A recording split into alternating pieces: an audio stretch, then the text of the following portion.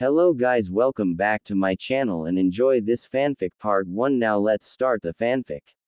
Standing on the edge of a bridge, a large spear protruding from his stomach breaking a very important part seal is where it has all began.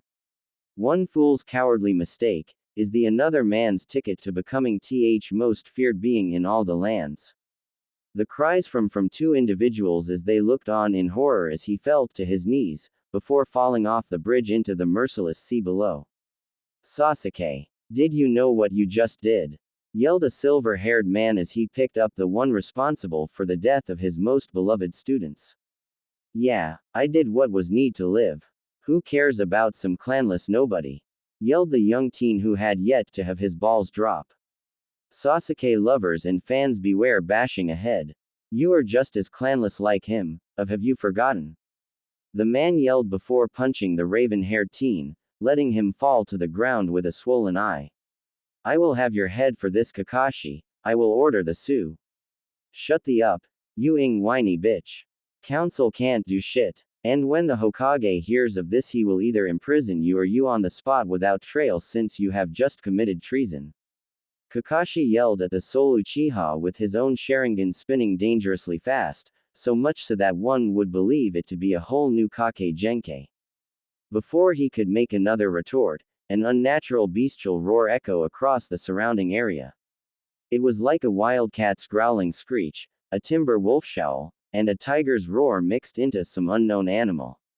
Then the bridge started to shake, the high crane towers swayed as the bridge buckled like something massive had struck the support pillars. The bandits and their employer were now shaken to their souls. Zabuza and Haku were faring better but still nervous. Zabuza heard that sound before, years ago back when he was a child from his homeland. It can't be, it just can't. The swordsman said, terrified of what this could mean. What is this, Zabuza-sama? Asked the kunoichi by his side. Haku, when I tell you to run, run, and don't look back. Whatever made that sound was strong enough to cause the miniature earthquake not long ago. Zabuza said, eyeing the edge when he had seen that blonde brat fall off from. I never thought I would hear that monster ever again. Now this earned the attention of Kakashi as he looked to the mist shinobi. You know of this thing. It may not mean much to you, copycat. But when I was young, younger than those brats you have, I heard that sound back from my homeland. So it's native to the land of waters? The masked ninja asked, raising an eyebrow. No, Uzushiogakure. The man said as everyone could each something clawing its way up. The sound of concrete being crushed coming near was putting many on edge. Kakashi was shocked to learn of this. That would mean his sensei's wife would have known about this. The locals say it's a great beast. A beast so fierce that even the Biju are wary of it. So powerful that every known animal submits themselves to it. Like it is some form of super alpha. Any name? Kakashi asked, readying a kunai in hand, mentally curing have myself for leaving his ninjutsu behind. Oninako number cage. Or simply the shadow of the demon cat. Zabuza said just as another demonic roar came from below. Named as such as the only thing anyone could see was a shadowy image of a cat or tiger-like animal before people were ripped to shreds. Now everyone was worried, even the so-called mighty elite Uchiha was pissing his pants in fear. But as their attention was forced at the edge of the bridge waiting for this monster to come from, the sounds of men screaming for their lives caused them to turn around to witness a sight of something that even a war-hardened veterans like Kakashi and Zabuza to feel like fresh out of the academy genins to feel at the fist sight of blood. As limbs and mutilated men lay all over the road of the bridge. The cause of this was now pacing back and forth in from of the former employer of the bandits, its deep toxic green eyes glaring at the man. Every so often a feral hissing from the beast kept the man from relaxing. The beast then stopped before standing on its hind legs, aching its full height of 7 feet 8. The muscular frame easily dwarfed both Jonin, everything about it said speed and power. The elongated bone-like blades it had for fingers and toes and bone-like swords coming from the elbows and knees told both men that this thing was capable of close-quarter combat. It had the legs like any feral feline or canine, but the four-bladed toes were as long as a kunai. The fingers were longer than a normal person's and the nails were a different story. The sharpest of the nails shone it could rip a full-grown man into unrecognizable pieces. But before Gato could even scream in his own terror, the beast cleaved the man's head clean off his body. The quick shift of its head toward the group of ninjas caused everyone to flinch. Pacing forward on its hind legs like a human before dropping down onto all fours and hadden at them and jumped over the Jonin, and landed before a frightened Sakura, who turned her head slightly to cast the Uchiha a pleading look. A look that begged her knight in shining armor to rescue her. Only for said Uchiha to back away as quickly and steadily as possible. The deep growling from the beast before her caused a terrified eep from the girl as the creature stood before her, so close in fact that the nose of the feral being was just inches from her own. She knew from her own pet cat that it was sniffing her, before making a decision on what it should do. But before it could do anything, Kakashi tried to save her, or at least getting the girl's attention before launching a jutsu at the beast. Sakura. He would have done more if the dark growled from the thing as it stood before the pinkett in a guarding and protective manner. Shakarag. Came a deep and throaty voice from the creature. Like it had said Sakura, though it strained itself when speaking, showing it had some intelligence. Looking back to her, Sakura would have sworn she saw those terrifying green eyes shift to a familiar blue before shifting back to toxic green with narrow eyes. With an angry growl, the beast ran from where they had both been standing to the one of the stone railing along the side of the bridge. Before turning to look back at each of them. Sha ko rag. It said before leaping over the edge of the bridge. A moment later, the sound something hitting the water below eased everyone from the tension. Feeling they may be safe, Zabuza and his apprentice vanished into swirls of mist and ice. Kakashi turned to look at his remaining students. He thought it would be better if they went back to Tsune's place. It had been a long morning. It was evening when everyone felt safe. Kakashi had tied Sasuke and placed a sealing tag upon the boy. Sakura sat quietly still in shock of seeing so much blood. The forementioned Uchiha was having a fit. If was capable of yelling he would have if this silencing seal washing placed over his mouth keeping his quiet. Now, since I believe Zabuza has left for good, I will keep watch overnight in case any of Gato's former employees try and do something. Kakashi said, but was doing this mostly to make sure he doesn't have to look at the disgusting mug of the Uchiha. He sat for what seemed like hours, regretting everything. He had lost the last thing. Person THST had connection to his former sensei. He couldn't protect the boy like he promised he would. If he hadn't been so focused on that damn bastard's child tied up in the house, maybe just maybe the blonde bundle of joy and energy would still be alive. Kakashi sat looking up at the moon. He didn't know why he was thankful to whatever deity or demon entity that looked out for them today by sending that monster. The silver-haired man couldn't help but chuckle dryly at what he would have to do when he got back to Konoha. He didn't know whether to curse or be thankful that the misty hid the creature. While he may not have gotten a clear look at the beast. Due to early morning fog, the only person who had seen the creature up close had went into shock and could only remember the color of its eyes. Kakashi could sigh in both regret and disappointment. Regret for not being able to be there for his sensei's son, and disappointment, because of where his promise to his former teammate had gotten him. Hokage-sama will most likely me for this. Kakashi said as he looked over the surrounding area. In the distance he could hear that monster's unnatural howl. A week later. Today was finally the day. It was time to go back to Konoha. Kakashi was anxious to leave, with his remaining student, Sakura, and his detained psychopaths, Sasuke. How after a day or so began talking to himself about the ways civilian council will free him from this deplorable conditions. Thank you and your team, once again. Suna said, bowing his head to Kakashi and Sakura, though glaring at the Uchiha. I know that no matter how many times I say it, it would make the pain better, but I am sorry for your loss. But in honor of his death, and his heroic deeds, I will name this bridge for not only giving hope to this once bleak land of misery, but also for saving the only people know have left in my life, my daughter and my grandson. You don't have to, Mr. Suna. Kakashi said, trying not have a reminder of his failure. Even if you say that, it is thanks to him they are still alive, while we are all still alive. The man said, pulling on a rope which shone the name of the bridge overhead. There was even a little plate that had an inscription. The Great Naruto Uzumaki Bridge. Named in honor of the young man, that had shown that even in our darkest of hours, there will always be hope, so long as you are willing to fight for it. May his soul find peace. Kakashi and Sakura could help but cry silently as they read the plate, though Sakura was a bit more outspoken than himself, as her sobbing at losing a teammate on their first real mission was hard for a young girl her age. Sakura, you go on ahead, the seals on Sasuke will keep him from using chakra. Make sure to keep the road collar on him. He said he just needed time right now, to get his bearings in order. It had been just shitstorm since the bridge. After a few minutes, Kakashi was alerted to Sakura's scream, and the monstrous howl. Racing to her position, fearing the beast may have harmed his student, he was shocked to see that instead of what his mind had told him, his eyes had shown him differently. It wasn't Sakura who was being threatened, it was the Uchiha he was being pinned to a tree with a single clawed hand of the animal. It would seem that the Uchiha had tried to pink it if the kunai in the animal paw said anything. But before he could, the beast pinned him to the tree, break a few ribs, and the unarmed arm long the forearm.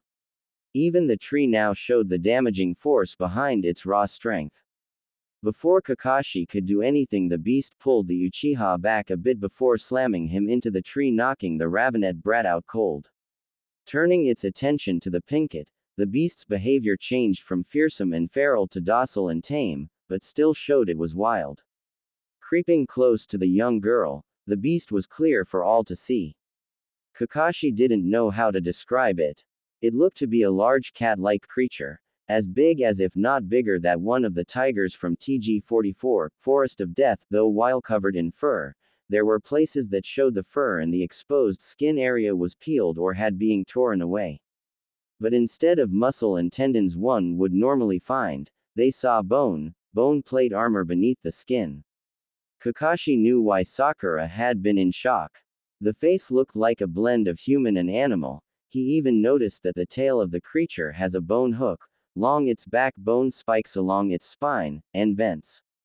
4 vents along each side of its back. All 8 were angled in such a way with the opening closest to the spine were going up, and the further from the spine went down, since it mostly near the upper half of the back, where the lower trapezius and upper latissimus muscles would be on a human.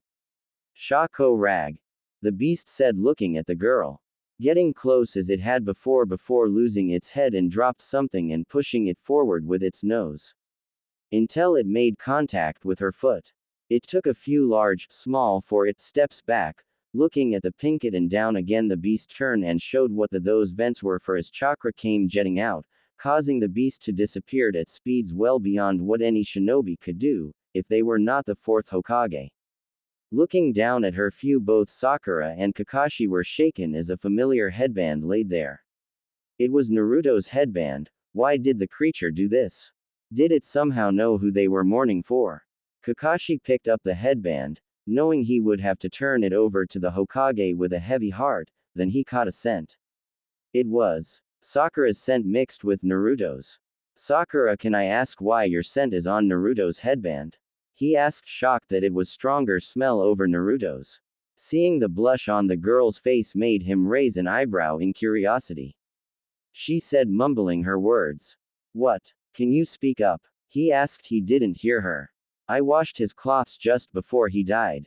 She said, only to drop to her knees crying. The creature must have thought it was hers if the smell of Sakura's washing soap was anything to go by.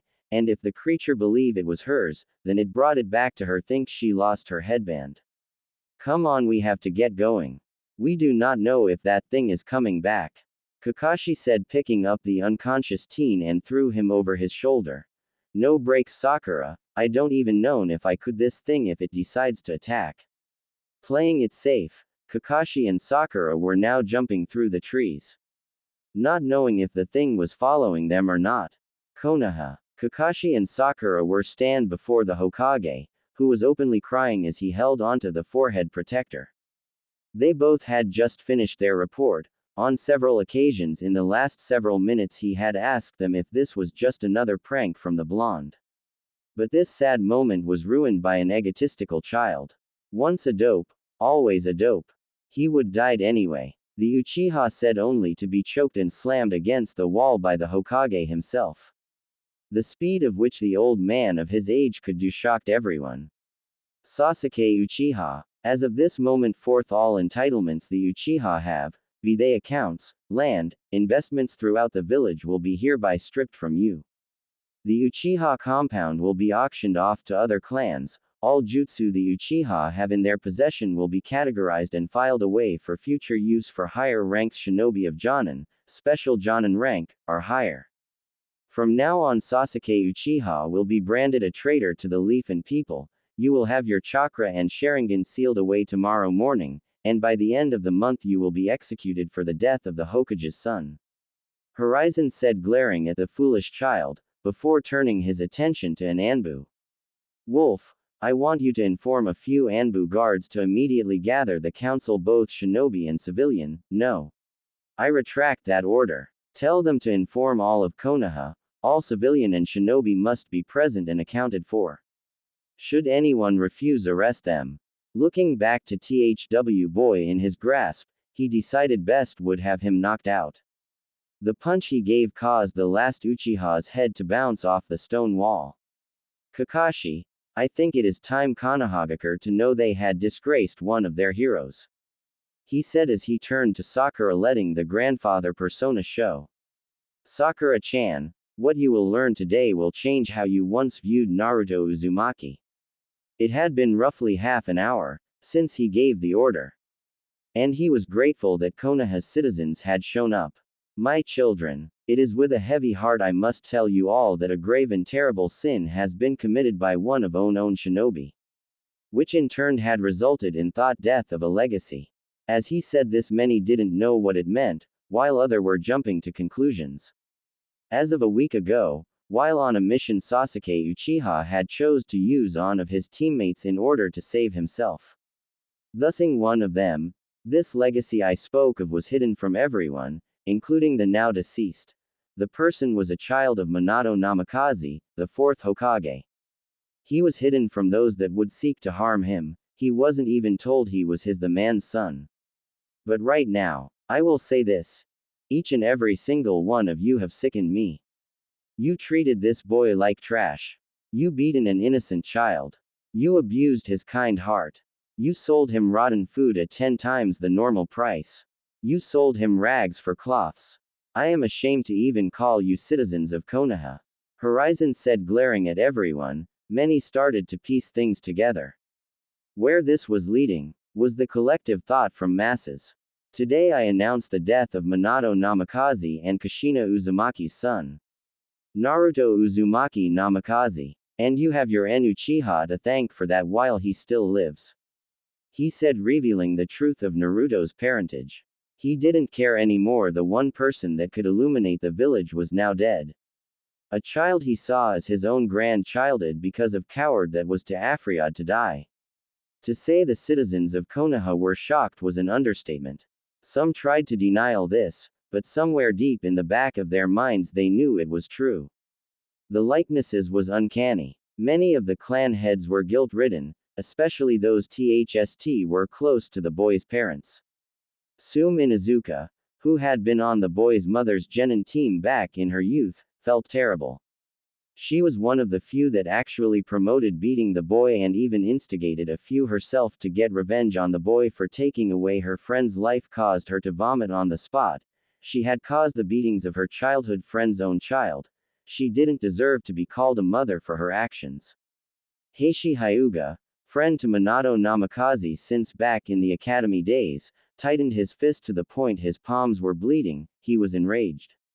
He should have done more for the boy. He knew who the boy's father was after just looking at the boy once.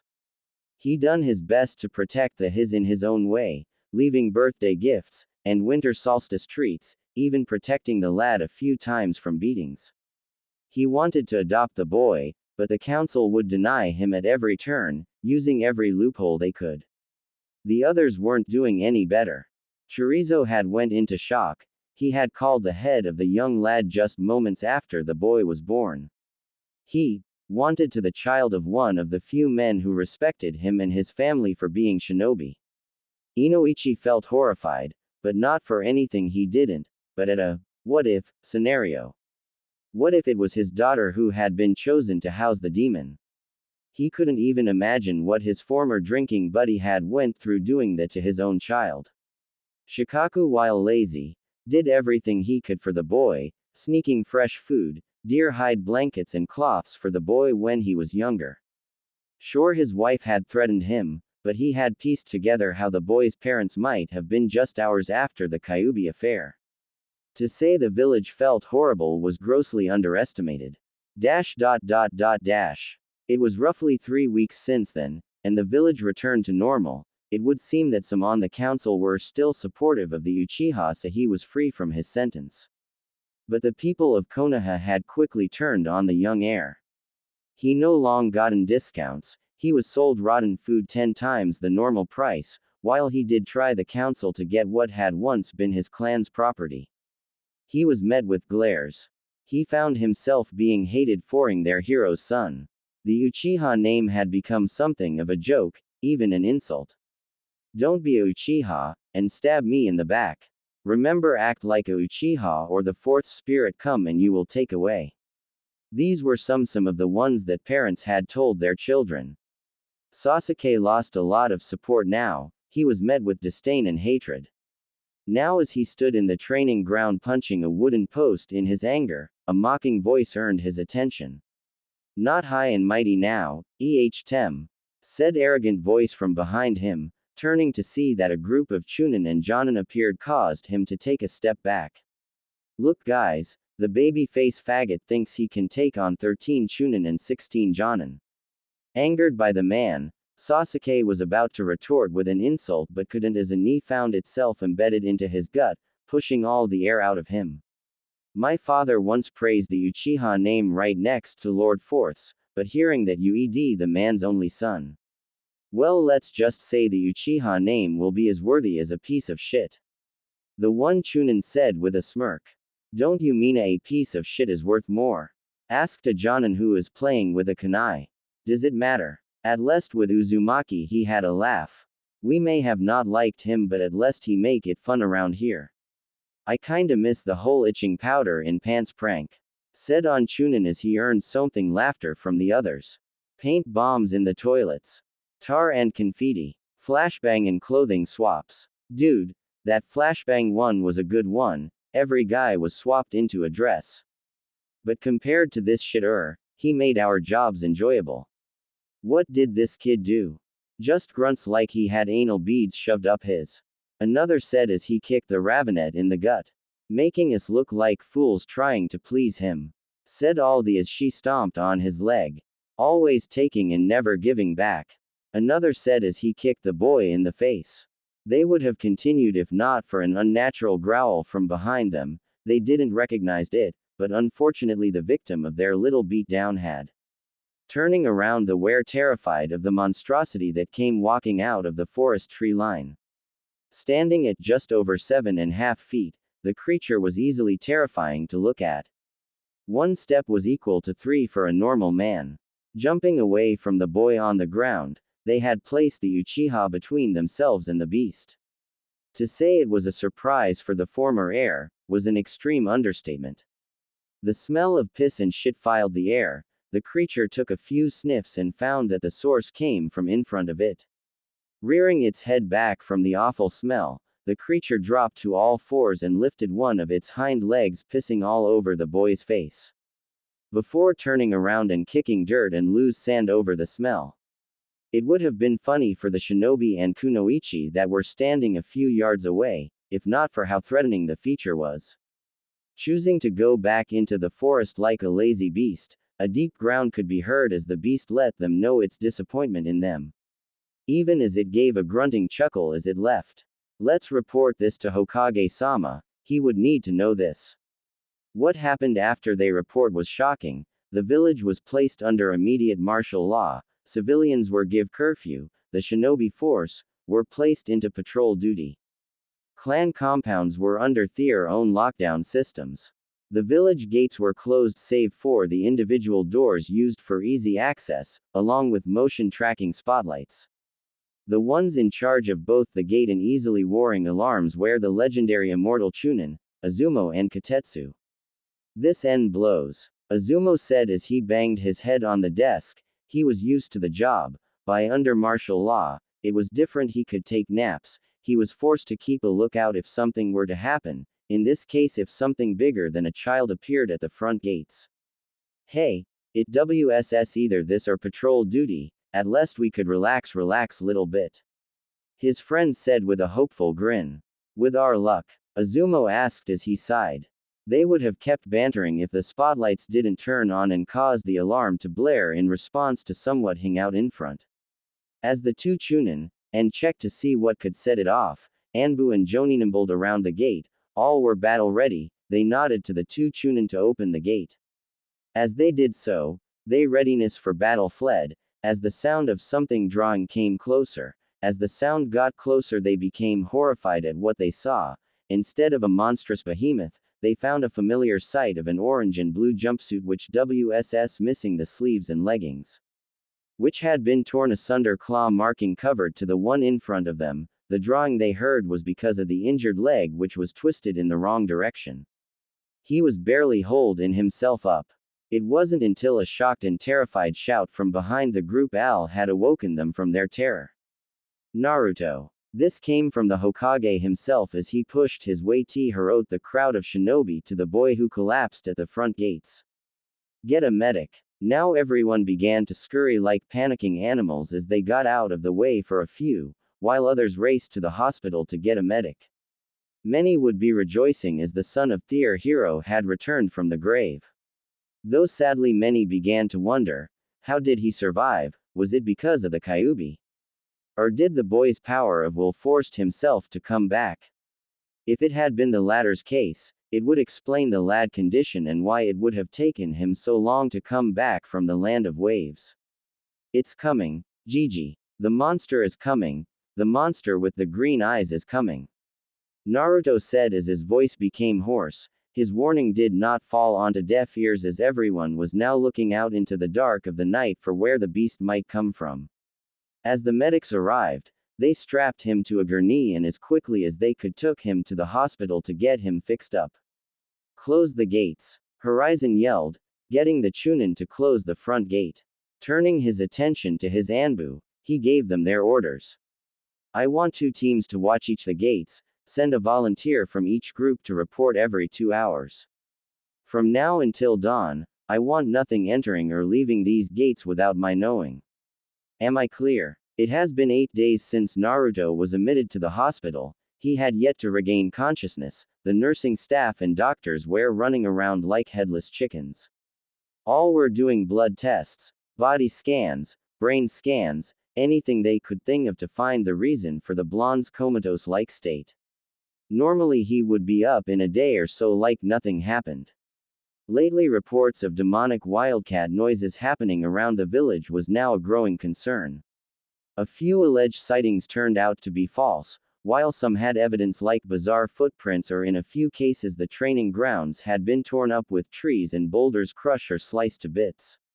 Some began to believe that the Namikaze heir had brought it and sought revenge for their ill treatment of the boy, while others believed it had followed the boy back from his last mission. But there was one thing for sure everyone agreed on, it had yet to attack anyone. Like it was searching for something. Now aiming many of Konoha's citizens, there was one person plotting scheming to acquire the boy and this creature for his own use. This person was none other than Danzo Shimura, the former candidate for the position of the 3rd Hokage if it were not for Horizon Sarutobi taking that mantle. Even the former young upstart Minato Namikaze, he hated the man that was certain, but his respect for that young man as his was the true definition of what a shinobi should be was formidable, though his reign was short-lived. Tori, Shika, have there been any leads on where this creature might be?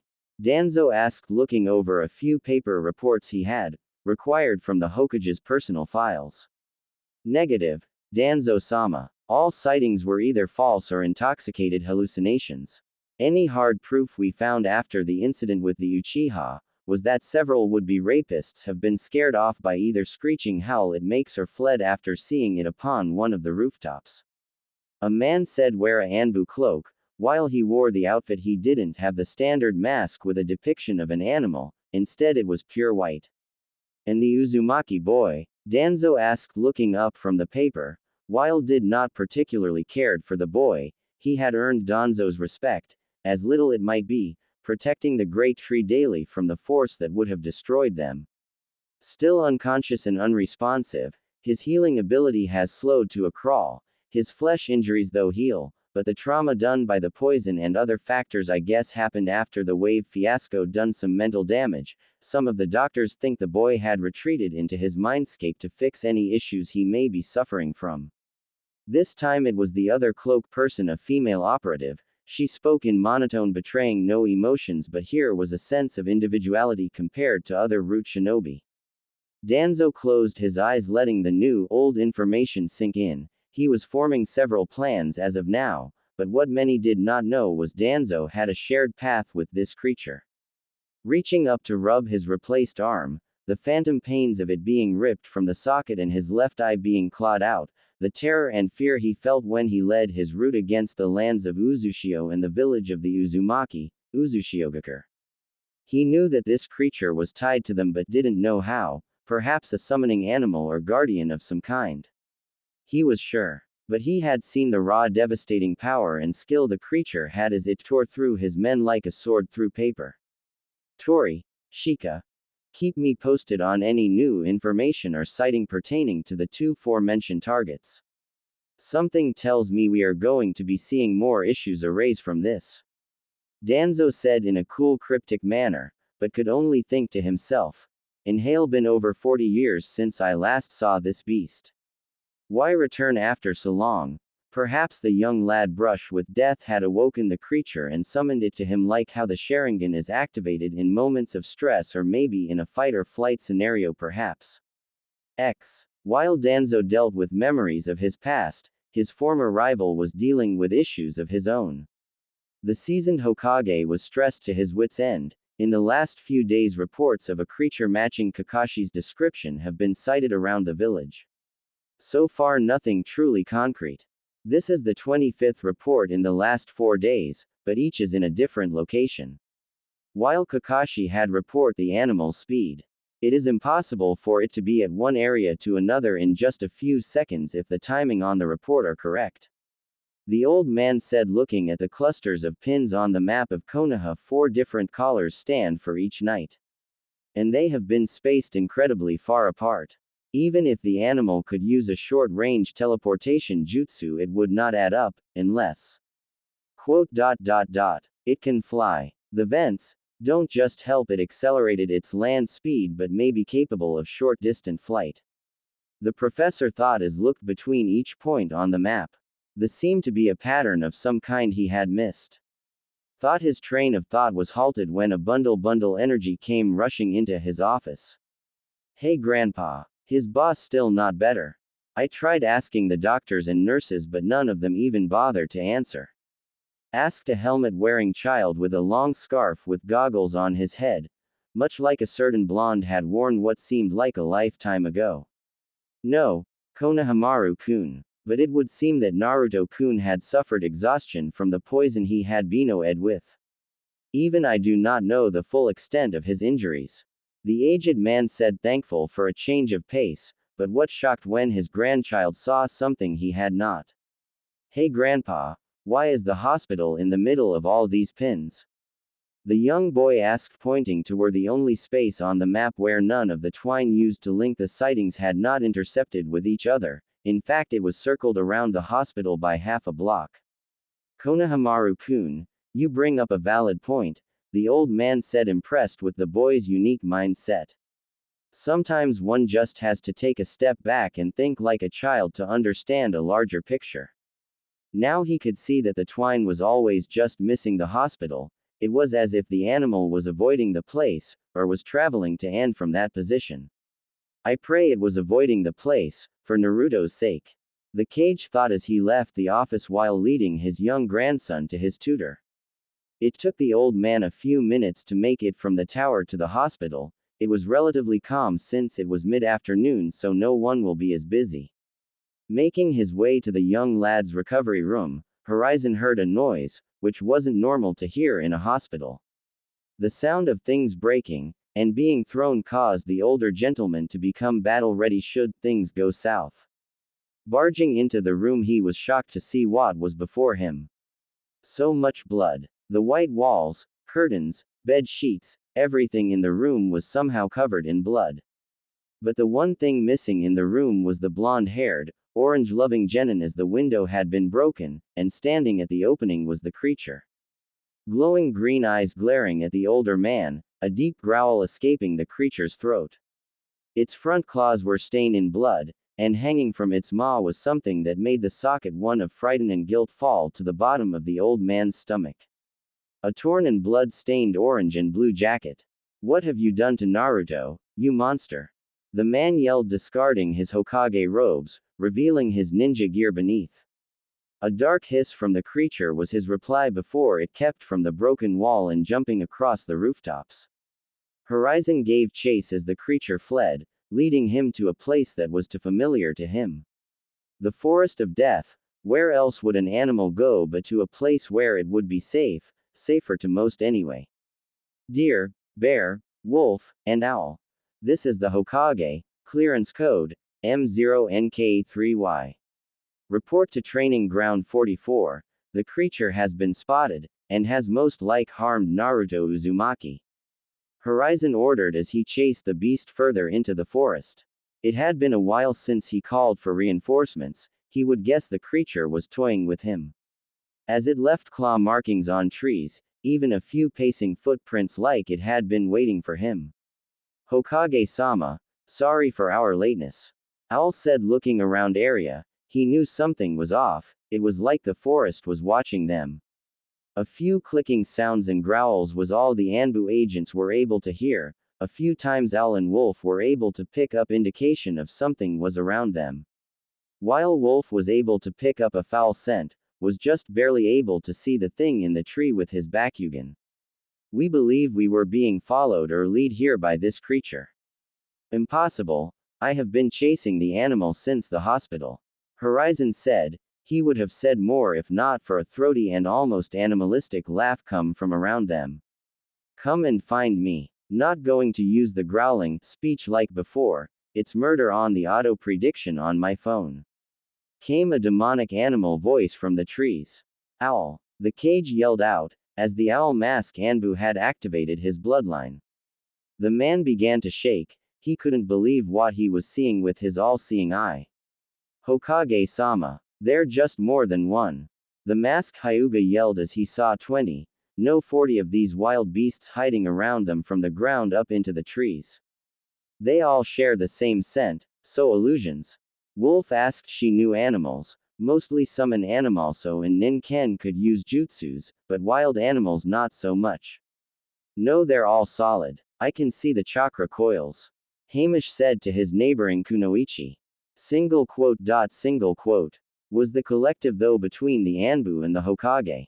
But seeing one of the creatures stepping out from the shadows made them uneasy. It did not come out on all fours, no, it came out walking on its hind legs. Wolf, Tsume Inuzuka, felt her legs begin to buckle as the beast stood a foot and a half taller than herself.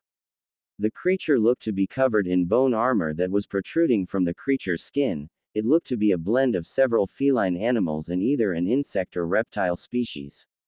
The upper body looked to be a humanized tiger chest and arms with how muscular the frame was. The lower abdomen and legs looked to be a cat that had evolved for speed, with a cheetah or a panther. But the head looked to be a cougar. The tail was definitely a scorpion's tail as it had a bone stinger. Though what truly terrified her and crushed her soul in guilt was the where they were. This was the spot of her most horrible of sins she had committed against the offspring of her old friend. That's cheating. Play. Hide and seek tag. By the rules. Now this threw everyone for a loop. Here a monstrous creature was now pouting like a child. Dog Lady knows the rules. She play the same game with Big Brother. Big Brother. Horizon though, he knew no one looked anything this creature. She always play this game with us, we run and hide in the forest. And she comes and finds us, then since we will always lose she would tickle us and tell us to try harder next time. The creature said, crossing its terrifyingly sharp clawed arms in huff. Mama was right about Dog Lady, she is always fun to play with, better than the villagers anyway. They always mean calling me names, Big Brother always protected me though. Now everyone is confused, this thing made no sense as it talked. What is your name? Horizon asked, oddly curious about the animal. But Grandpa, you always told us it's respectful to give your names first. Came the chimney from the childlike monster. And I am not saying my name until you are no longer strangers. Mama told me never to talk to strangers, because they might hurt me and Big Brother. Horizon Sarutobi. The Hokage said with a strained smile, not know why it felt weird. Oh, I already know you, Gigi-chan. The creature said, smiling like satisfied cat, but turned to glare at the masked shinobi and kunoichi behind him. I don't know them. I don't trust men in masks. Men in masks always tried to hurt Big Brother and me. The last part was shown with hostility as it hissed at them, even the green eyes glowed a bit more than normal. Anbu, you can remove your masks. Horizon ordered, knowing it would be better to appease the beast, rather than piss it off. The moment Wolf removed her mask, she was met with those strangely deep green eyes. It scared her a bit at how fast and quietly something so ngirl could move without much noise. Doggy-chan, the creature said, hugging the shocked and terrified woman. It has been Solomon long since I last saw you. Naruto hybrid, don't you play wish me and Big Brother no more. Now this caused the others to wonder if Tsume knew this creature. We met. A scared Tsume asked in confusion. She would remember seeing something this creature before, but she never did. Yep. Though last time we met was on mine and Big Brother's birthday. You stopped when Big Brother went to this academy. The creature said in a broken-hearted tone, even as to let go of Tsume and chose to sit on its hunches looking like a sad kitten, a very large kitten. I am sorry. The female clan head said, not sure on what she would say. Looking around looked to see someone it also knew. Uncle Lazy. The creature said, jumping from where it was sitting to in front of the man with the deer mask. Now this caused everyone else to wonder how this creature knew two of the clan head members. I wanna say thank you for the deer skin blankets you gave me and Big Brother. Ooh, and the deer roasts and sausages, but I like to say the deer sausages need a bit more spice, they were kind of nasty last time. The creature said, standing up and bowing politely. This was off, a creature that was almost 2 feet taller than everyone else, which was capable of ing hundreds of men with ease, was acting like a child, a well-mannered child. Why are you being so well-mannered? Shikaku asked, using words one would use with children. Mama always told me to be good with manners, but Big Brother rarely uses them. It said in embarrassment, rubbing the back his neck like children often do when embarrassed. When Owl took off his mask, the beast didn't move right away, it just narrowed its eyes. Cheater. It said in an accusing tone, while glaring at the man. Hal looked offended at being called a cheater.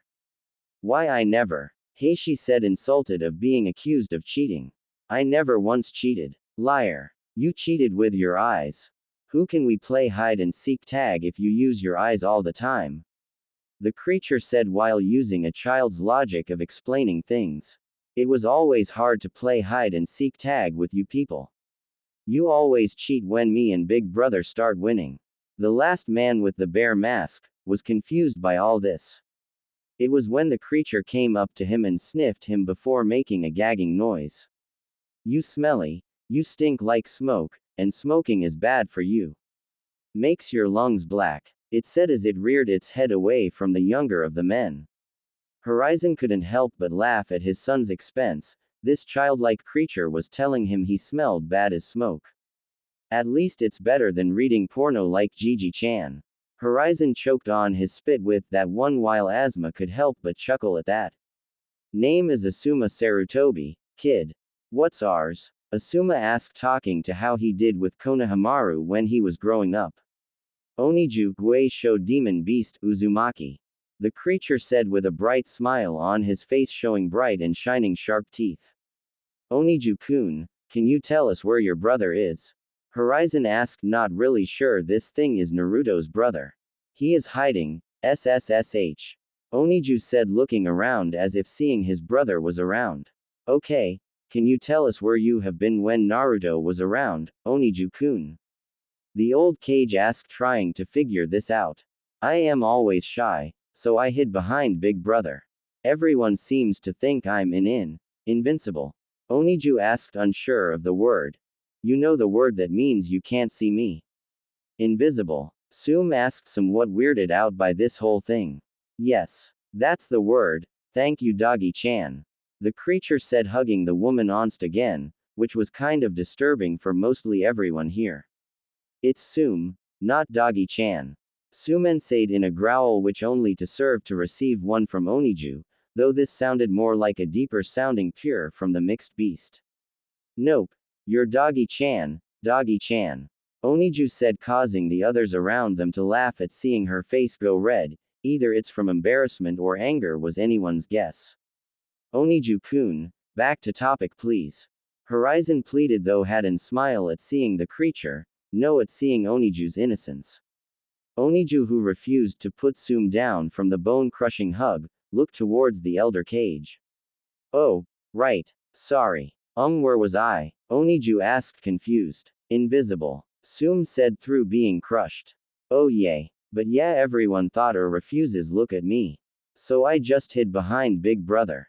I felt safer. Oniju said, sadly, making someone to put things together.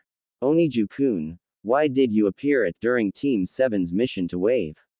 Shikaku asked, curious as to how something like this could happen. Because the Uchiha theme tried to Big Brother. Oniju said, but his face turned to one of shock as if remembering something. Oh, I remember something. Mama said something about giving Doggy-chan a someone hint to her kisser.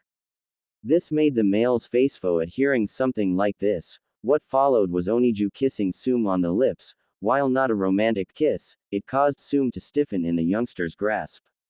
When it was over, Oniju gave a toothy grin much like a certain blonde. Setting her down, Oniju leaned down to whisper something into the woman's ear, which got the Inuzuka matriarch's face to go from blush to full-blown tomato red. Oniju-kun, when do you think Naruto will return? Horizon asked, knowing that Naruto and Oniju were one and the same, but changed drastically when Naruto was either unconscious or in extreme danger. I don't know. Big brother normal like being out during the day, so maybe tomorrow I think. But I like spending time with Doggy-chan. Can I spend more time with her, Gigi, please? Now it showed that Oniju was truly had a childlike mindset. Only if it's okay with her. Horizon said, but gave Tsume a warning look. He knew what she had done to Naruto due to her confessions after learning of the boy's parents. It's okay, Hokage-sama. Tsume said honestly. She truly wanted to make it up to the child, and Oniju seemed to miss her the most, somehow. Awesome. Oniju cheered as he jumped up and down in true childlike fashion. Let's play, Doggy-chan. You're it. Tapping the woman in the forehead and taking off sparked the canine in her as she chased after him. Horizon and the other let out a chuckle at seeing the young monster race off into the forest with Tsume right behind him. I guess we should be getting back, but this is to remain secret. No one should know, not even the younger or older generation. Something Hing tells me I need to read some of my sensei's documents, maybe there was something written down. Horizon stated to th others but muttered the last parts to himself. As the 5 men returned to the village, they would later learn what will happen between the beast and wolf. Hours had passed, and Tsume was enjoy the chase. She and Oniju had tagged each other several times now, and she could feel her blood pumping. The thrill of every single second as she knew she could be caught. Being chased was exciting. Hearing Oniju's demonic howling growl in this distance as he kept getting closer was invigorating. But there was something else she was feeling. It was something she should never feel with someone so much younger than herself. Hell, Oniju, Naruto, was the same age as her youngest child. But trying to deny it only made it come back with a vengeance. Found you, Doggy-chan, came a deep and husky voice from behind her. She tried to make a break for it, but he pounced her and pinned her to the forest floor, laughing as he did so. Tsume chuckled, but her normally humorous this one was unintentionally seductive. It caused Oniju pause in his own enjoyment as he looked to Tsume beneath him. Something about how she was looking up at him, the smell his was picking up in the air around him, and how she was wiggling in his grasp was all igniting a deep and darker flame inside him. Does my Doogie-chan like being held like this? The way he asked it was not how a child would, but how one would ask and tease a lover with knowing the answer. Leaning down, Oniju was getting dangerously close for Tsume-kan, for if he went any further now, she just might not be able to return for it. The smell of her heat was making Oniju react like any normal male animal. She wanted to mate, and Oniju was proving to be a very suitable alpha male. Mentally cursing herself, Tsume's body was teasing the large male on top of her. She could feel the girth of the young man, and to say he was big would be underestimating his size. Doggy-chan, oh, she hated that nickname. Call me Tsume-chan, Oniju-kun. Tsume said as she grinded Lagerfeld long Oniju's growing member. She knew her body was doing this against her will, but being from a family that was close to their animalistic side tend to overrule rational thought. After all, big boy, it would be a name you be saying quite often. She knew that she had crossed the line, as she kissed Oniju on the lips, his sharpened teeth cutting her lips lightly as he soon returned the kiss. The clawed hands slowly trailed along her sides, sending foreign pleasure across her body. Mine, he said, breaking the kiss, only to kiss her again. Mine, this time kissing and licking her neck. Tsume knew what was going to happen. The human part of her wanted to stop. But the animal wanted this to continue. You belong to me, Tsume-chan, my little bitch. Oniju's tone changed from his innocent way of speaking to deep and confident way. Like he was an entirely different person. Oniju-kun, Tsume asked, looking up at him. His once innocent green eyes had changed to an icy cold sinister blue. Tsume felt ice-cold water flood her body as those eyes looked down on her with cruel satisfaction. Guess again, my dear sweet bitch. The one above her said, now grinding the full length of his manhood along her core. The deep growl from his throat wasn't the playful kind he had, but the kind she had heard when a male animal forced itself onto an unwilling female. Naruto? She asked in shock. She didn't know if this was real. But as the morphed blonde continued his ulalt upon her, she didn't know what to do. The animal part of her was willing to give herself this prime alpha before her, while her human aspect wanted to get away. What's the matter? You were so willing a moment ago, he said as his clawed hand reached into her pants. The sharpened claws were sending chills of arousal and fear through her body. Leaning down lower, the blonde once again continued what he had been down, kissing her neck and along her collarbone. Was it the idea of a simple and naive child that got you horny? Hearing this, she wanted to deny that, but a DSRK growl from him as he hooked a claw's finger at the shirt opening and tore her shirt down the middle, exposing that she chose to go without a bra that day. My, how daring of you, he said, palming her luscious and huddled hand, while taking her other by the nipple into his mouth. The roughness of his tongue and how it was playing with her nipple was sending her untold amounts of pleasure throughout her body. The idea of submitting yourself to me is loathsome, isn't it? But the very idea turns you on just the same. Then she felt it, only of his clawed fingers that had been rubbing her lower lips and plunged themselves inside her. Her hollow gasp was something Naruto took a great deal of satisfaction from. How she came with a silent scream. She had her legs had unintentionally wrapped and locked themselves around his waist.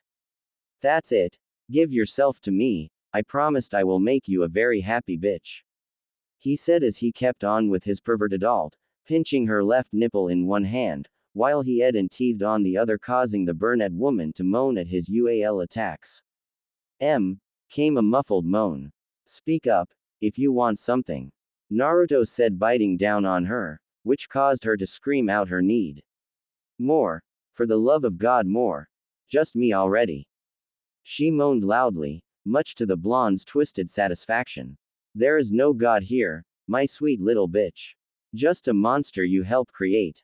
Naruto soughed as he tore Tsume's pants and panties off, exposing Naruto to her tight pink slit. Remember, you belong to me now, I am the only that will have you. If you so much as take another man into bed with you, I will everyone you love, and break you into a mindless bitch who knows nothing but to serve me as her alpha. Tsume was terrified at what was before her, but her terror turned to a sick guilty pleasure as Naruto sheathed himself inside her in a single go. His length and girth was painfully satisfying. She never felt this full in her life.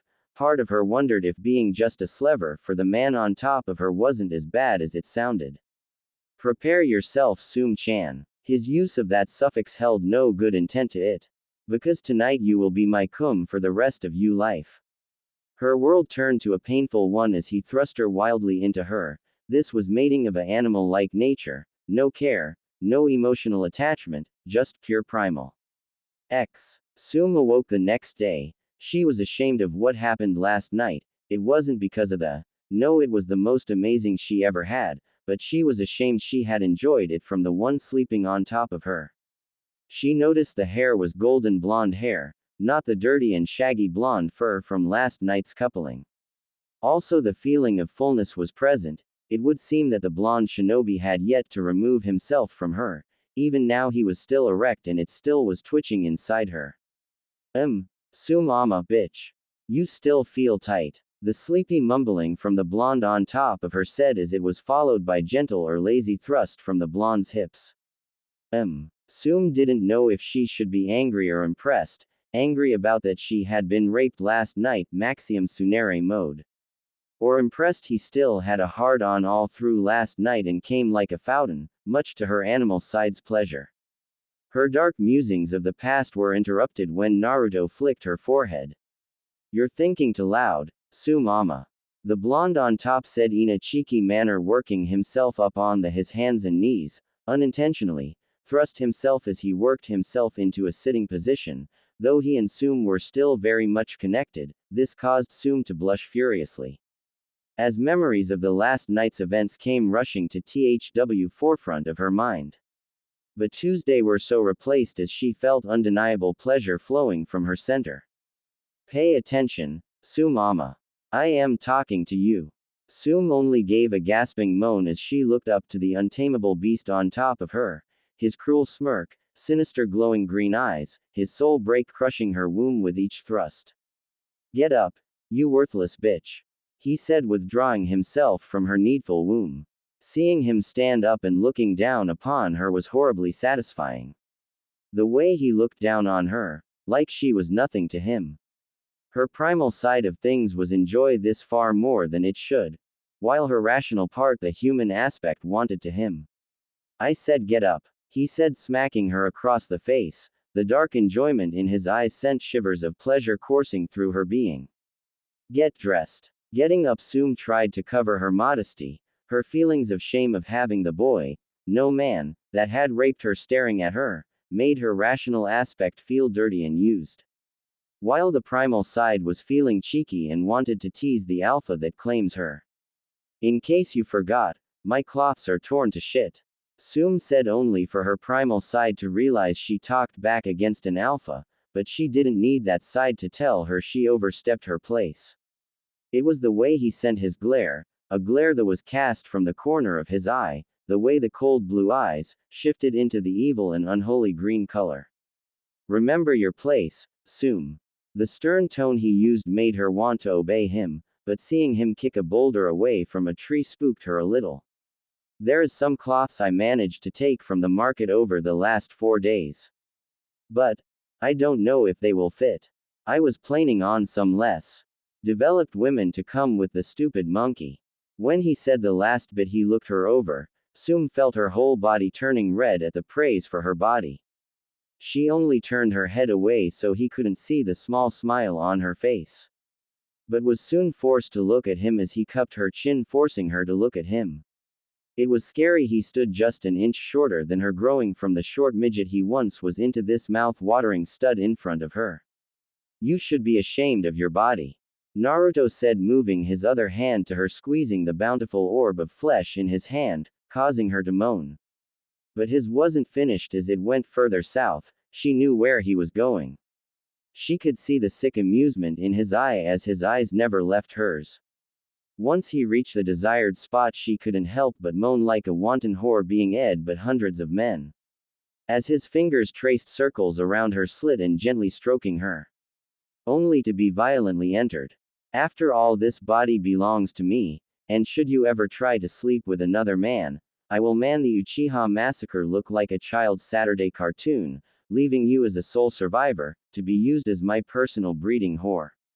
Understood? Why, yes, she yelled out as she held onto the blonde, as he gave her a dark smirk.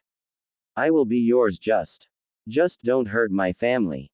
Naruto could only watch in dark amusement as he broke the woman before him. When Tsume finally got dressed, she realized just how small the cloths were.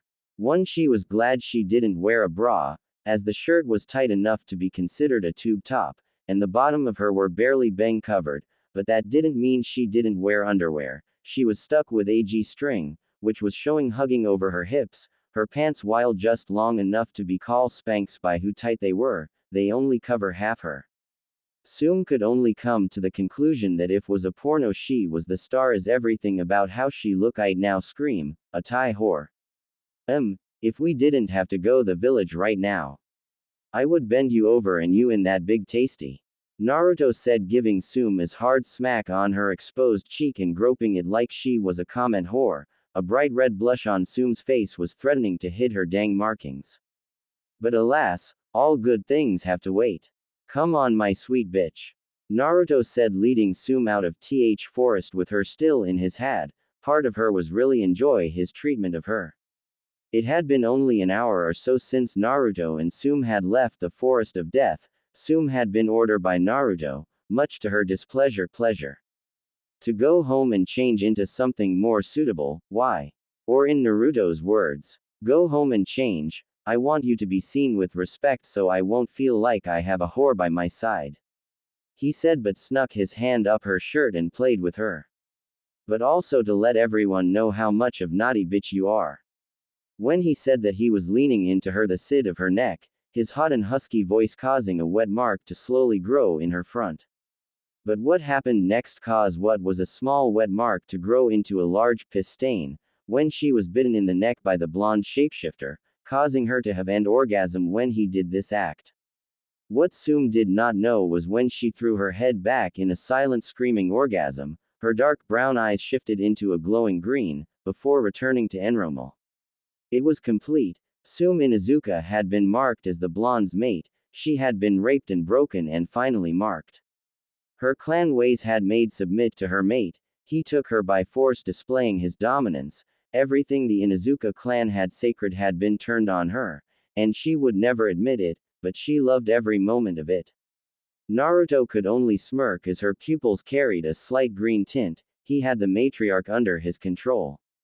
The moment he injected his poisonous fangs into her neck, he had sent a mind-altering toxin, to make her believe she was in love with the last man she slept with. Unfortunately for her, Naruto was the last man she had with. Naruto stood on top of one of the village's rooftops. Below, he could only give a look of disgust and disdain. The hypocrisy of them. In the matter of mere moments they turned fro, hating his existence to praising him for his being father's son. He would like nothing better than to leave this pathetic village and take his bitch with him.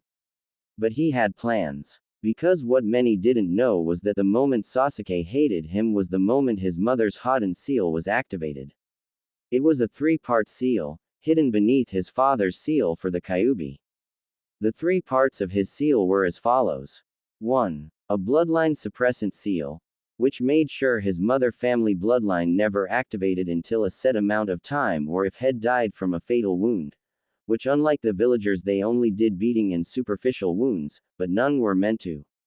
2. Soul containment seal, sealing away half over her Kushina own soul inside the seal. She had did this in order to teach him of his bloodline the moment he awoke in it.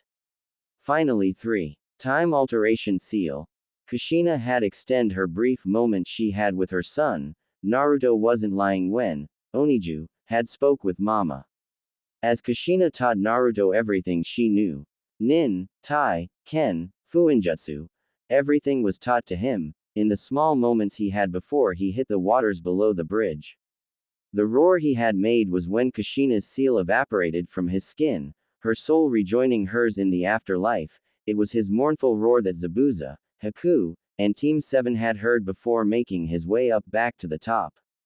His inner musings were stopped when he saw Tsume walking towards the Hokage's tower. He couldn't keep the grin off his face. She was wearing a skirt, with Spanx underneath instead of underwear. Her Jonin vest was the only thing she wore on top, if she wasn't wearing a mesh tank top, which he believed she did. He let out his bestial roar that was similar to a wolf whistle, which caused many civilians to cower in fear, as Naruto leaped down to an alley, not far from the Inuzuka. Walking up beside her, he noticed her cheeks took a red hue. He had embarrassed her. Swing an arm around her waist, she knew it was him. No one had that feeling of danger and excitement he gave off when he was near. Naruto-kun, she said nervously. She wasn't sure how to act at the moment. Be calm, I haven't done anything, yet. He said, taking note she was wearing a choker with an Uzumaki swirl on the center. Finally decided to accept yourself as my bitch. He asked this while whispering in her urn. She could almost see his predatory grin on his face as he stepped behind her, wrapping his arms around her and pulling her into a deserted alley. Feeling his arms around her made her feel safe from outside threats, but fearful of disobeying him. I love the way you dress. He said, growl in her ear, his hands slowly exploring her body. No bra, again, and no panties. Oh my dear sweet bitch, it's as if you wanted to be Ed right now. Tsume could only brace herself against the alley wall as she let her alpha tease her body, feeling his hands teasing her was what she had wanted the moment she left her home. Naruto didn't say anything as he cupped her, and groped her, all the while nipping at her neck. The Inuzuka matriarch could help but moan at his touch. She loved it. She didn't care anymore. She was his and only his.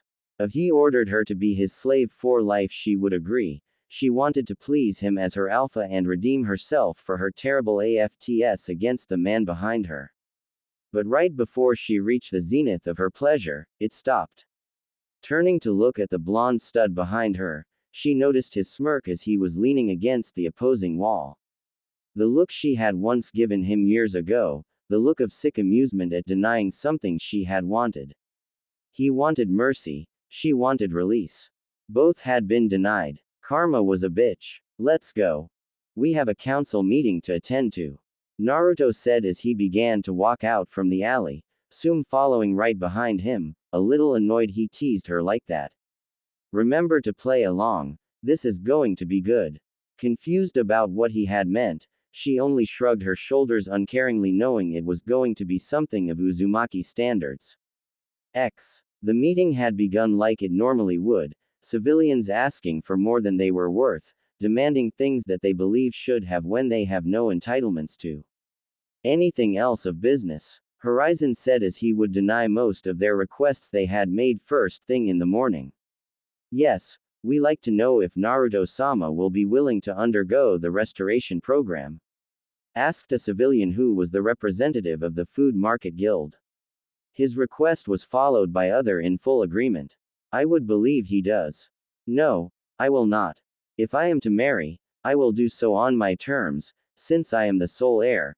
Konohagakure and its people cannot and will not interfere with whom I choose as my other. Should they try, I am well within my power to take all clan items, possession, and financial accounts and leave the village. As stated under the first Hokage's clan laws.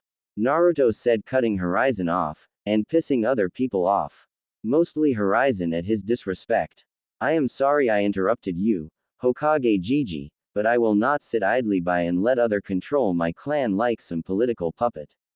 Nodding his head in understanding, Horizon was actually surprised the boy knew of that law.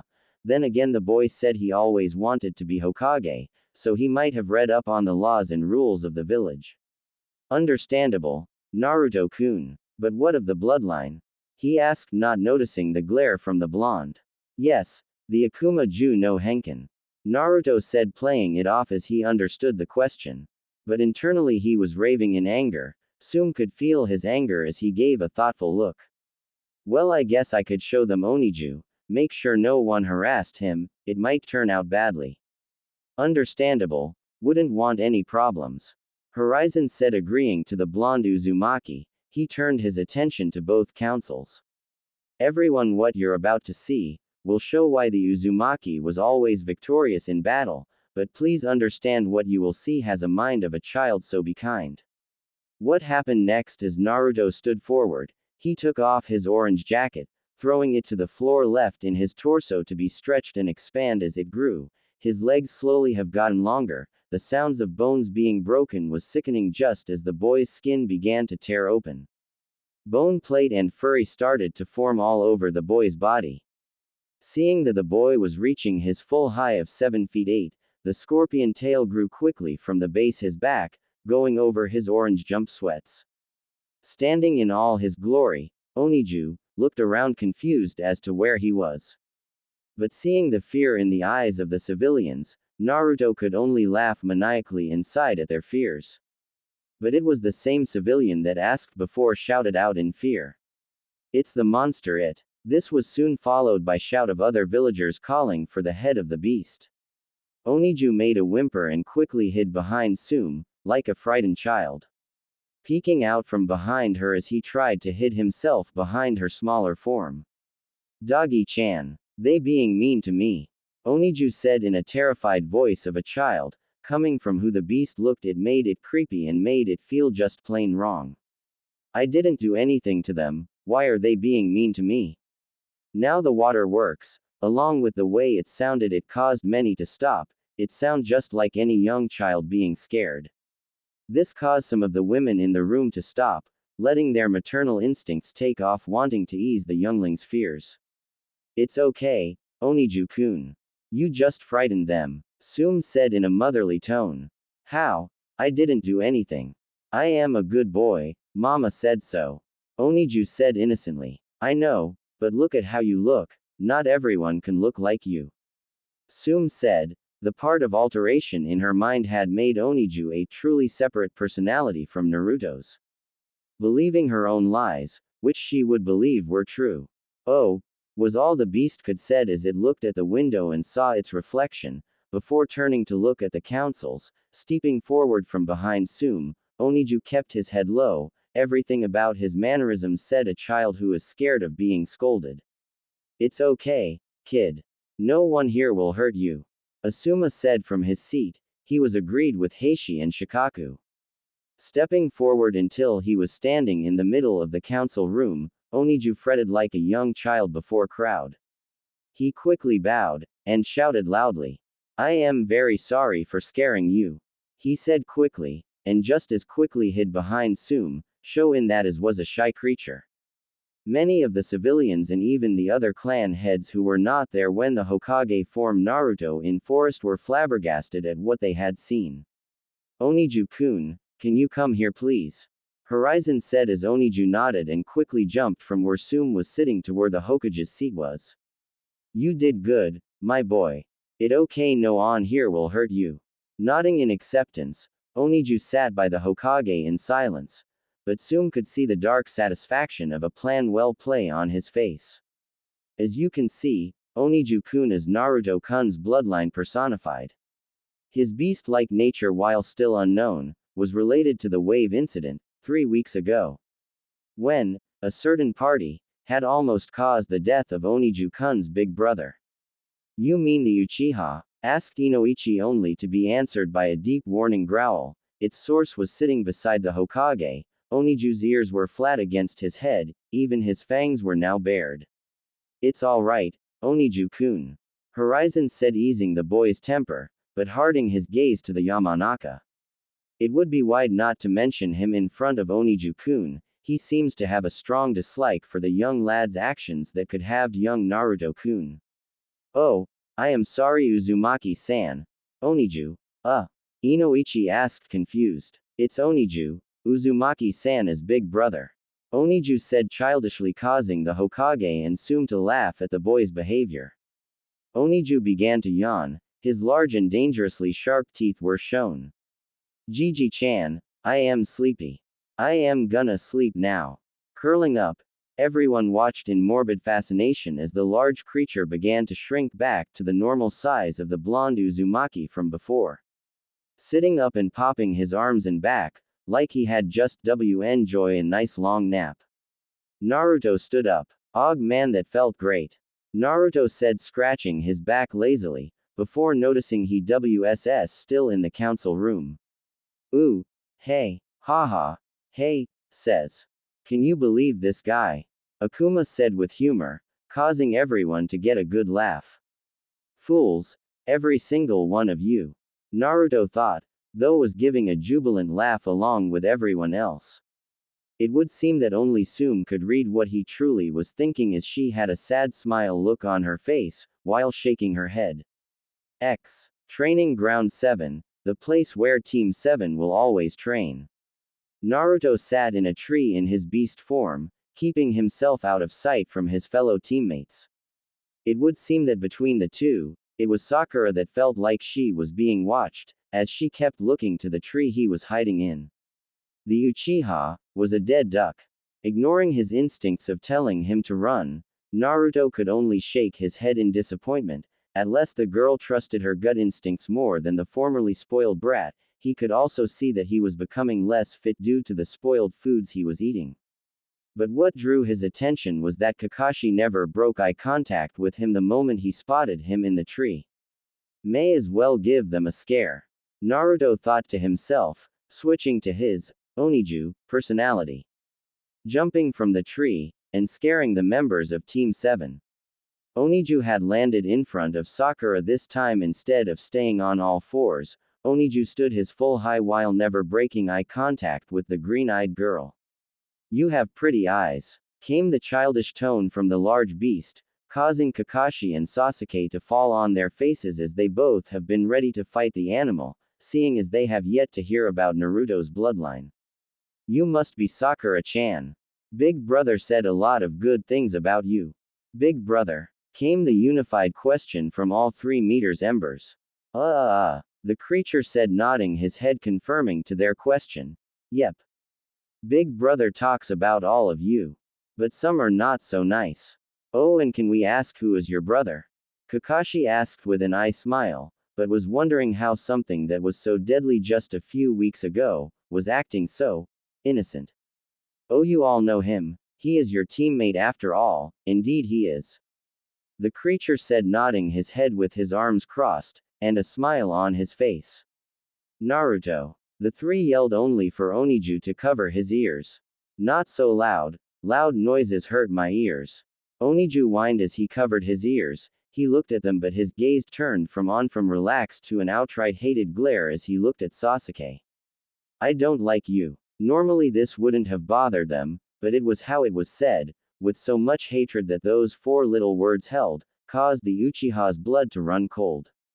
The way his toxic green eyes seemed to glow with malice, it was far worse than what his brother had done to him. But the beast turned to look at Kakashi. I don't know, you confuse me, you seem happy, but look and feel so sad. Why is that? Oniju asked innocently, tilting his head to the side, causing the female member of their team to resist with all her might not to scream out, kawaii. Taken back by this, Kakashi looked at the creature, the innocent and childlike behavior off, those eyes told him to wary of it. While the question seemed innocent, it was like it knew him better than his own students. The only people who knew him better than him's WLF were his sensei and Kushina ni. I don't know, maybe I haven't found the reason yet. Kakashi said coolly, noting the animal's eyes narrowing in on him. Bakashi, it's not your fault. Grow up, Baka. The creature said, But the thing that shocked Kakashi was those were the same words Kushina had told him when his father had committed suicide, and when he died. Turning to look at the pinkett. You have a large forehead. Oniju said. The other men of the group took a large step back, since they knew Sakura would probably swing a punch at it. Makes me want to kiss it. He followed through with what he said, kissing Sakura's forehead, shocking the girl out of her anger before it could even show. Big brother said the same words to you. Yep, indeed he did. Oniju said, nodding his head with an innocent satisfying smile on his head. But it was Sasuke-kun that said those words to me, not Naruto. Sakura said, confused. Nah, big brother changed himself to look like him. Everyone felt a dark chill run down their backs as the beast turned to look as the Uchiha. Before it vanished and turned back to the girl. He wanted to say those words years ago, but he was too shy to say them, plus you made it very clear you disliked him. Now it was odd, a creature that looked so menacing, was now drawing circles in the dirt with a rain cloud over his head. But big brother finally got to say them, kinda he wasn't very smart making himself look like him. Again everyone could feel the animosity the beast held towards the Uchiha. He even asked me to protect Sakura-chan after he had almost did him. Now Kakashi wasn't as smart as Shikaku Nara, but he could piece information together faster than most shinobi sometimes. You know you have yet to give us your name. Kakashi said, finally noticing that the creature know them, but they don't know him. Oh yeah, sorry. I am Oniju Uzumaki. Big brother's little bother. Oniju said happily, but the creature went stiff as a board as if hearing something. I have to go now. Big brother isn't happy right now. The tone in which Oniju spoke was like hearing someone was disappointed in them. Bye bye Sakura-chan. Keep looking pretty. Oniju shouted as he began to shrink where he stood, modifying Team 7 as a 7-foot-8-inch monster slowly shrank down to the size of a normal person, but it was who that Oniju had reverted to that shocked the. As standing in Oniju's place was the last member of Team 7. Naruto. Kakashi asked, stunned to see the blonde knucklehead standing there holding his head, in pain.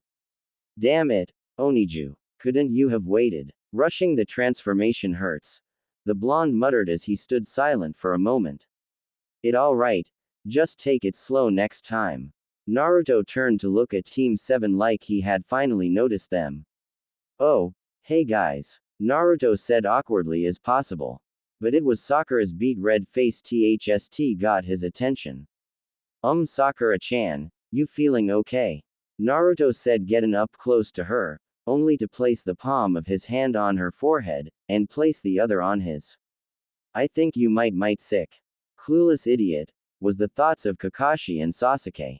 As they looked at Sakura and to Naruto, wondering when he would be punched. You idiot. Sakura yelled, throwing her fist towards his face only to see being stopped by Naruto, who had caught her by the wrist. Don't try that again, Oniju-kun, won't like it. Naruto said, letting one of his eyes shift into a dark green color. This caused the fight in Sakura fade. While she was scared of Naruto, she was horrified of Oniju. Besides, I think Oniju-kun has a crush on you. And you don't. Came a sarcastic retort. The day started like any other that had been before, shop vendors opening their shops. Few shinobi and kunoichi getting their shopping done before the civilian rush that would soon start. But this morning was from all the other previous ones.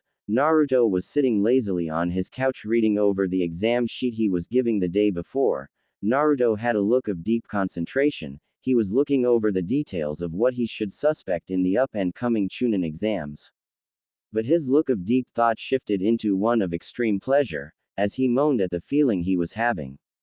Looking down, he couldn't help but smirk as he watched the one responsible for his early morning pleasure. He was surprised when she came over late last night. But right now he couldn't complain, seeing her being so submissive with her lips stretched around his manhood, the feeling he felt every time her tongue stroked the underside. Taking a handful of her hair, Naruto roughly thrust it upwards with pushing her down until his entire shaft was buried in her throat. The sounds of her gagging and struggling for air made a sadistic grin appear on his face. The more she struggled, the more pleasure he felt as her throat spasms were constricting tightly around his. Naruto couldn't hold any more and let his baby batter flood Tsume's throat down into her stomach. Pulling his still pumping from her mouth, he watched with glee as she flipped down the thick and gooey load he had given her. A few thick ropes of cum painted her face. Naruto is pleased with himself as he admired his handily work dripping off of the woman's face. Tsume wiped what was left off and climbed up on to the blonde's lap, who was now giving her a bored expression as she sat on his lap, grinding her exposed along his shaft. Leaning into the nook of his neck, Tsume began to kiss and such on his exposed skin. Naruto sat there, unimpressed with Tsume's display of affection. He preferred her to be how she was before. Feral in showing her devotion to him. This soft mushy shit was boring. Only for a mischievous thought coming rushing in. Grin formed on his face as he looked at Tsume, who only had a love-sick face as she looked to him, her one and only alpha. Pulling her in for a kiss, which she was all too ecstatic in returning, she never noticed the dark look in his eyes as he began to shrink ubiquitous and squeeze her. She could only moan in pleasure at the pleasant feeling he was giving her. But that soft and gentle treatment was cruelly ended as he slapped her plump hard with a fully transformed hand. Since the paw of his hand was hard as steel, Tsume let out a painful cry as he spanked her. Only for her to be thrown across the room smacking the opposing wall. Before she could even fall after the painful impact, Naruto had braced against the wall making sure she wasn't able to touch the ground. Before kissing her, as he brushed her lips by his forceful action. Before she could even begin to enjoy their making out, Naruto picked her up and forcibly pinning her to his kitchen table. Tsume could only stare lustfully up at the blonde Adonis as he glared at her with a satisfying look on his face. Best if you go home, or Mutt Boy will wonder why his bitch of a mother smells like she had been like a whore. He said, leaning down to her, grinding his hardened shaft along her entrance. She could only whimper and desperately began to hump his crotch in hopes of his magnificent would sink inside her core. Naruto could only chuckle as he watched a woman be driven by her need of being taken. But looking up he noticed an onlooker. Smirking to himself he looked back down to Tsume and as she began whining for him. Best give my staker a show. If you wanted this bad, fine. Thrusting brutally inside her caused to come in a painful orgasm. She could only wrap her arms around him holding onto him for dear life as he raped her will in womb. Her cries of pain and pleasure filled his apartment. All the while Naruto looked away from the window, he kept staring at the pale lavender eyes looking in from across the way with the look of betrayal and heartbreak. Go ahead and cry, I have no use for weak-willed women.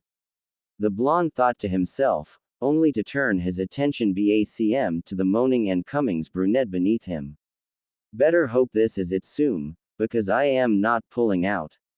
Her cries grew louder, as he began to thrust wildly. But like all great things, some things must come to an end. Puns. Ha. Freeing himself from Tsume's amazingly tight snatch, Naruto could see the look of his lover's face as she laid unconscious from being cream-pied. Her rapid breathing causing her tits to sway with each breath, the slow ops-in of his cum from her. If he didn't have to hand in his papers today, Naruto would have just stayed home and kept marking Tsume until she bared him a child. On second thought, having a kid this earn would be troublesome, no matter how priceless the mutt's face will be when he sees that I banged his mom. Naruto said, pulling on his new wardrobe. Looking back to Tsume, who had finally caught her breath but chose to stay sleeping on his kitchen table, Naruto walked over and gave one of her lovely a firm squeeze and of the nipple, causing a small moan from the sleeping woman. Stepping outside, Naruto stretched his arms, letting the small stiffness he had gotten after his morning workout. Naruto chose to wear something more fitting. He no longer wore his once favorite jumpsuit, now he chose to wear dark blue jean shorts, a mesh muscle shirt, and a black vest that had dark orange trimming and a depiction of tiger's head on the back. He chose to leave the vest open as it would let him change between forms freely without restrictions. The shorts were better as it would leg his leg muscles to expand fully without having his feet go numb from the lack of blood. Tying his shorts up was his Konoha emblem, as the headband would fall off if he changed into his beast form. All in all, Naruto had to say he looked good. If Tsume almost stripping and begging to be Ed in the clothing store meant anything, he was grateful that no one was there to see it, or hear it. He would have kept minding his own business until he heard shouting from down the alley, two of which he knew all too well. Can't I have just one peaceful day, just one? It's all I am asking. Naruto groaned out as he made his way over to the commotion. Hey, would you guys shut up? Naruto glared at the noise makers. Sakura Haruno and Konohamaru Sarutobi. I might have known. Naruto said to himself as he caused the two aforementioned to blush in shame, turning his attention to the other two. 4. Okay, Furnace is in the tree with, a little brother. Looking to the one holding Konohamaru up by the collar of his shirt, Naruto's eyes shifted into a green color. I would ask you to put the boy down, but judging by your appearance and cruel behavior, you would act in typical knuckle fraggers fashion and would challenge me. Naruto said, stepping forward, pushing Sakura behind him. But I ask, no, I demand. Put the boy down, or you will lose an arm. Oh, how do you plan on doing that? The older boy in black asked, still hold the boy by the neck, while reaching to the bundle on his back. Don't tell me you're planning on using crow here. The girl beside him whispered in a harsh tone. Well, hello, beautiful, Naruto said, appearing in front of the girl, with Konoha under his arm. If I had known a beauty such as yourself would be here, I would have made myself look more presentable. Ooh, now you're in for it, Konohamaru said with a smug tone. Konohamaru. Naruto staring at the boy with a stern look. In the presence of a lady. Oh, I am sorry, Ma. I didn't mean to cause trouble. The boy said, bowing the best he could from being held like a rag doll. Good. Run along, I will play ninja with you later, just stay out of trouble.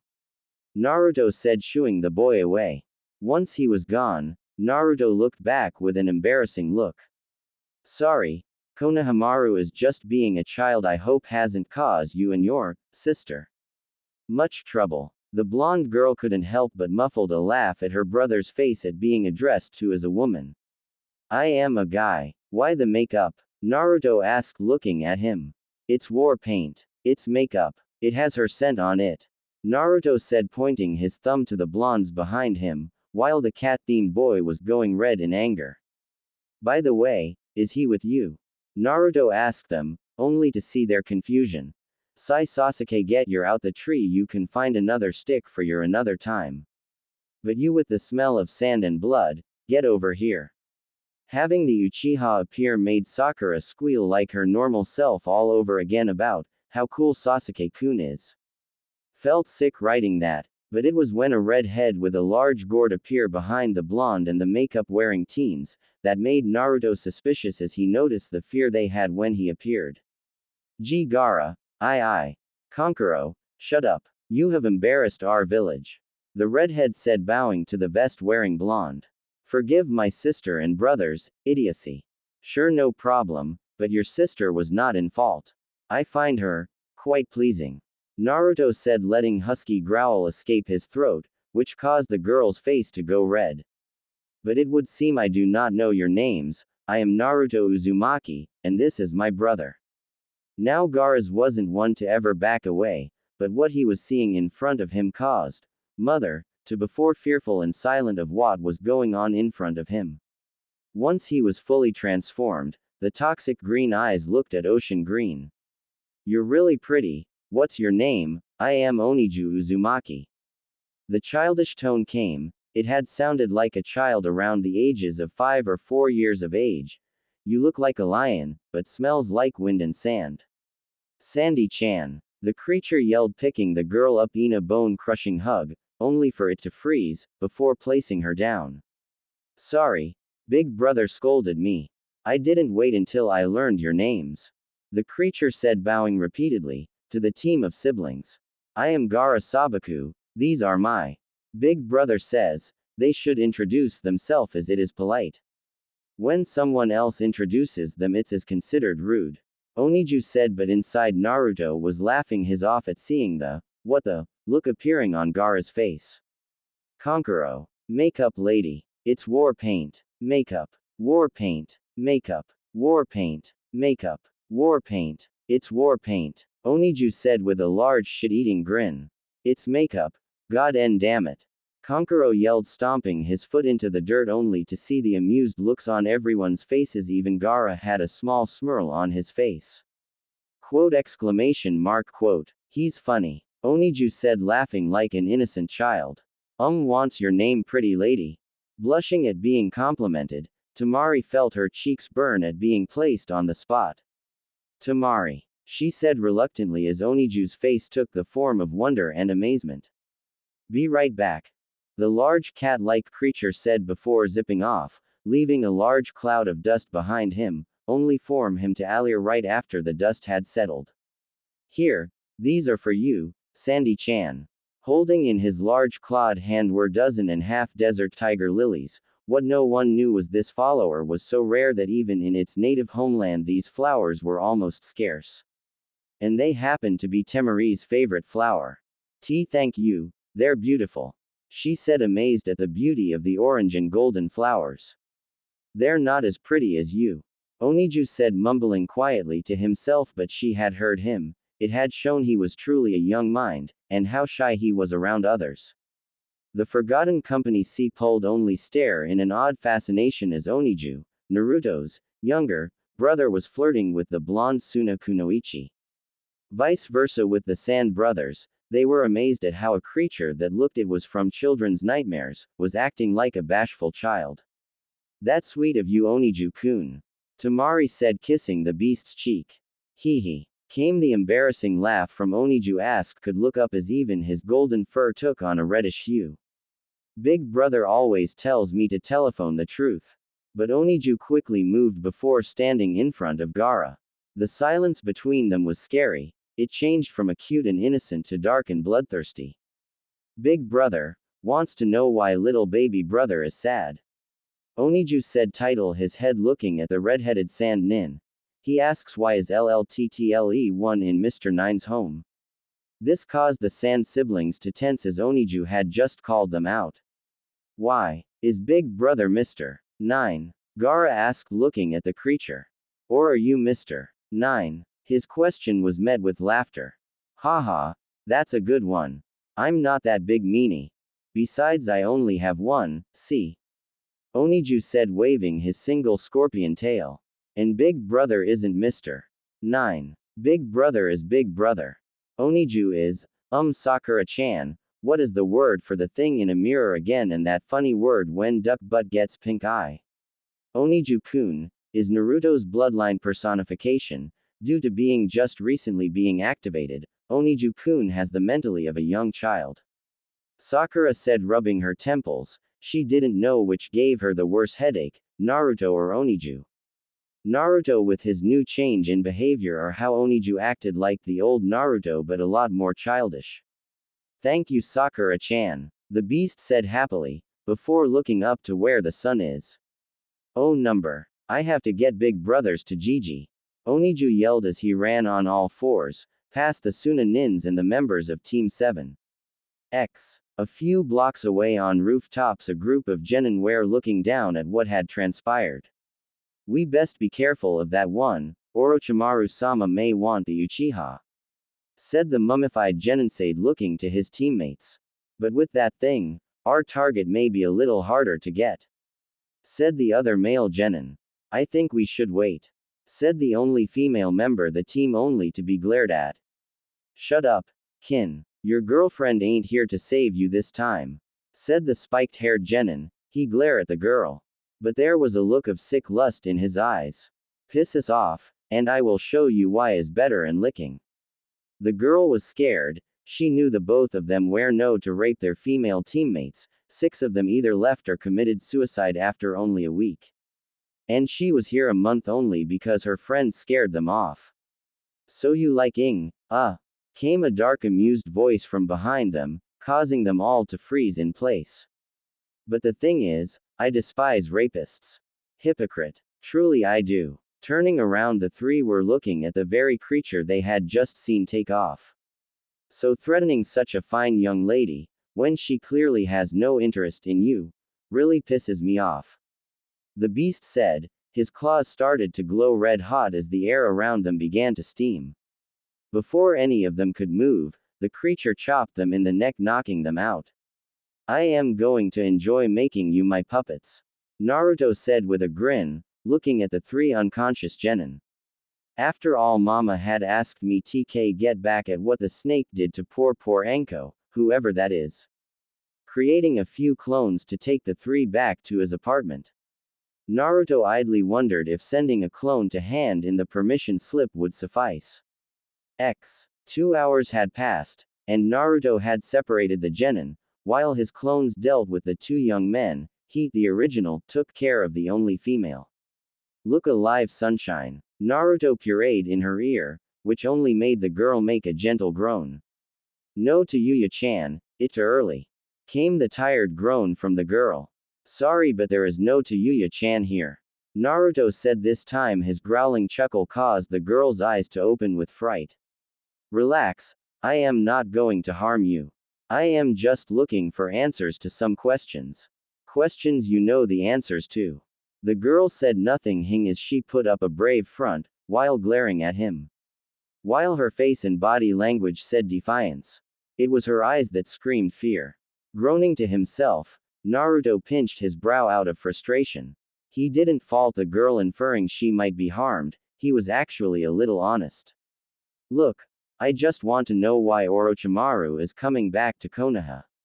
I know he is a missing nin, and the Facebook he is making his move now means one of two things. Naruto said, looking at the girl. Her face might not have changed, but her eyes had fear, was now terror. He was digging at the truth. How about this? You tell me everything you know, and I will use whatever pull I have with the council and place you under my clan's protection. Deal. No words came, just a dark glare. Naruto hated himself for the fact he was going to go for the emotional attack on the poor girl. Look, I am making this deal to not just protect you but maybe this to Yuya girl as well. Naruto said he felt sick with himself as he noticed the quick and horrified expression on her face. Yes, he might have enjoyed it on someone who had caused him grief or harm in his past, but to an innocent girl, who had done nothing to him, he was ashamed of himself. I won't hurt her, I promise you. If it means getting her and maybe your family out of your village to hear core the protection, I promise I will do it.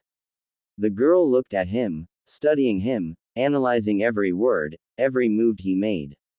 You promise? I swear to you on the blood of my ancestors, and the blonde in my veins. I will protect you and whoever is precious to you, only if you tell me everything you know. He said, slick his palm open and let in a far amount of his life fluid to fall before the girl. She began to tell him everything she knew, Otogakur and Sunagakur's plans at the end of Chunin exams, the side operation her team was given during the second test. Everything from how she was an orphan, along with some Otogakur shinobi and kunoichi, most were just missing nins from other villages that join Otogakur because it was like a lawless shinobi village. A cutthroat's paradise. She even told him of her bilateral relationship with her girlfriend Yuya. That part she did to see what he would do. She was a little disappointed when his reaction was a minor blush on his face. Well damn, and here I was hoping to win your heart. Naruto said, laughing lightly, only for his eyes to shift into a horrid green color, which she couldn't see as he was behind her undying her restraints. But I can't say I won't be disappointed. Before she could even ask what he meant, she felt two long fangs bit into her neck. It was painful, as Naruto pumped large amounts of the mind-altering toxin international her system. When be pulled back from her neck, he was pleased his experiment worked. Adding a little of his Uzumaki longevity into her as her wounds closed up only moments later. Her dark raven eyes had a green shine to them as well. Looking at her, Naruto smirked slightly. While the girl loved Yuya, truly she did. He just made it that she also held him in the same place in her heart as she did her girlfriend. Kin-chan, are you alright? Naruto asked, fringing innocence. Oh Naruto-kun. I had such a horrible nightmare. The girl yelled. She threw herself into his arms, sobbing as if she had experienced a horrible nightmare. I dreamt I was stuck in a place with only Tayuya-chan, and a creepy snake man was holding us against our will, and then. SSSSH. It okay. I am here. Naruto said, stroking her long hair, calming her as he did so. While his voice was soft and kind, the look in his eyes was anything but. I am so glad I was able to rescue you, Kin-chan, but I wasn't able to save Tayuya-chan. She is still held captive by Orochimaru Temari, but we have to save her. Kin pleaded, looking up at him with teary eyes. And we will. Remember you told me that she would be here in at the end of month after the end of the second exam. Naruto said, giving her a kind smile, stroking her cheek. As she leaned into his hand, she had missed his touch. It had felt like a lifetime for her. Never happened, so in a way yeah, it was a lifetime. Feel in his thumb rub over her lips. Kin could only look up at him with love in her eyes. He was the only man she would ever let touch her, while she was Tayuya's girlfriend, and same with Tayuya. Their only man they would ever let touch them. WSS this man before her. Kin, while you ally active with Tayuya, had never really done anything with a man before. Even her beloved Naruto-kun. She was still frightening of actually losing her virginity. Naruto-kun, she wondered aloud, looking up at him, love and lust in her eyes. Yes, Kin-chan, Naruto asked with care and love in his voice, but the dark amusement on his face which only made him look like a hands-on rogue in the girl's eyes. Can we? She would have done more to embarrass herself in front of him. He didn't lean down and kissed her, shuttling her up. Pulling himself away from the kiss, he knew what she wanted, though he wanted to claim her. He would have to wait. After all, can't have her, their shared girlfriend, showing up and denying what was not acta wholly going on. It okay, Kin-chan, don't push yourself. Remember we promised to do it when Tayuya was with us. Don't want to break her heart now, do we? Naruto said kindly, causing a look of understanding from the girl be shown. While he said he would have with her, it didn't mean he wasn't.